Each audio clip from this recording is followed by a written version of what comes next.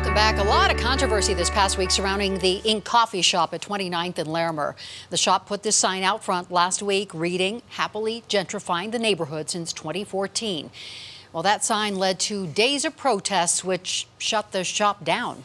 It's gross. It's a blatant disrespect to our community, to our people that, fight hard to stay here. I mean, the end game is, I know definitely to have this place shut down.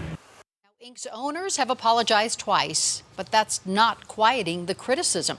The coffee shop even made national headlines with a story in the New York Times. And according to Merriam-Webster, gentrification is the process of renewal and rebuilding accompanying the influx of middle-class or affluent people into deteriorating areas that often displaces poorer residents. And don't feel badly if you too looked up the word. Merriam-Webster says lookups are up 2,500% because of that sign and the controversy it caused. And the reality is the demographics in our neighborhoods are changing. And here to talk about some of these issues is Denver Mayor Michael Hancock. So thank you so much for being here. As always, Ann, glad to be here. We heard one activist call this an act of cultural violence. What do you say to that?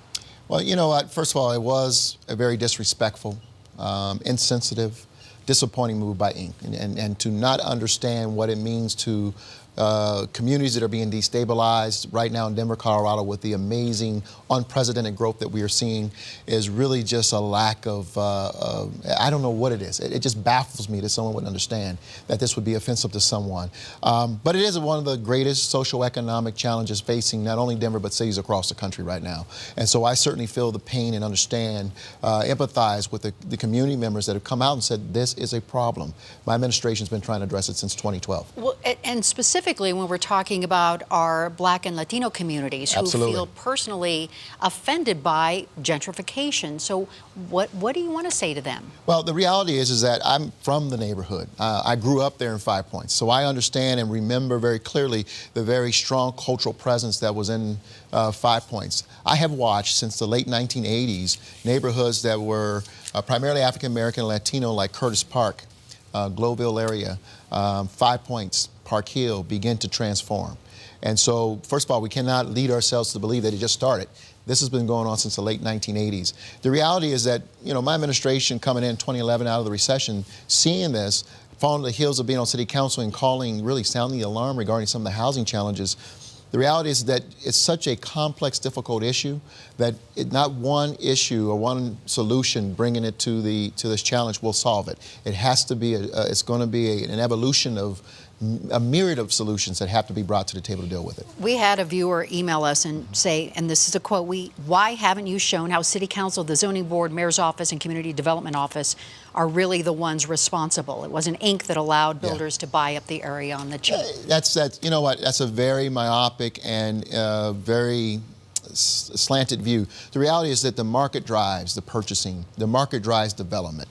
Ink doesn't go in if the market doesn't demand it. The reality is, I want people to remember in 08 and 09, we saw the 3 neighborhoods, or zip code areas in particular, hardest hit by the mortgage foreclosure crisis. This is one of them. Right. And what you saw as a result of that, as people came out of the recession, people started to move back into these neighborhoods. They were buying these foreclosed properties pennies on the dollar.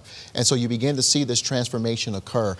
Community plan development, the mayor's office, economic development, no one's going to stop that. That's a market responding to the opportunities and the needs. The reality is that to go deeper into the economic issues of the city are the only ways we're going to be able to address this, making sure people have access to good jobs, making people have good training, making sure people have education, and that the jobs are in the neighborhood so that people can, quite frankly, take advantage of them, and that they're good transportation opportunities. And housing affordability, I know it's a huge issue. Absolutely. So what is Denver doing about that? Well, Denver has been at this. I talk about it again. We have produced over 3,000 new affordable housing units in the city of Denver. There has not been an era where a building of affordable housing has been as robust as it is today. Not enough, and we're not going to be able to, quite frankly, build our way out of this. People need to understand that the metro region is growing by 4,500 people a month. Denver represents 1,000 of those people, so the demand in housing is just overwhelming. We've not seen this kind of growth and kind of demand in our city in its history. And so while we're trying to catch up, we got people moving in. But we've built over 3,000 units. We've got 1,000 under construction today, and another 1,500 going through the process to be developed in the next year. So we're going to continue our efforts to do our best to. We got eviction assistance. We're, as we said, the Live Denver program, where we're buying down some of the rents in these apartments that are vacant in the city of Denver.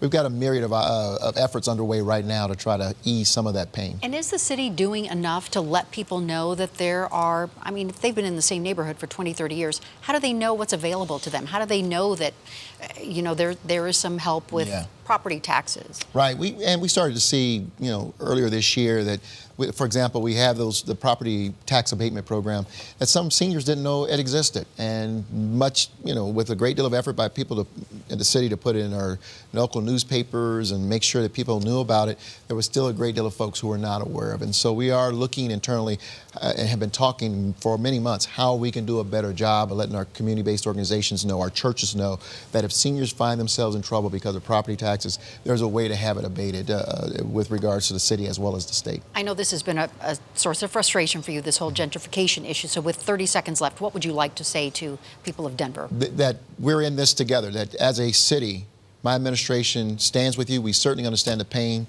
the frustration. I come from the neighborhood. There would be nothing I would do to hurt or bring pain to the communities that I love and I grew up in. And just know that your community, your city is working very hard today and will continue to work. When the cameras go off, we'll still be there doing everything we can to make sure people can stay in their neighborhoods in the midst of this growth. Mayor Hancock, thank you so much for being here to talk about this very touchy subject for our community. By the way, if you have a question or a segment idea, you can tweet us anytime at Denver 7 Politics. And don't forget, you can watch today's segments anytime at thedenverchannel.com/Politics Unplugged. Thank you so much for joining us. We will see you back here next Sunday for another edition of Politics Unplugged.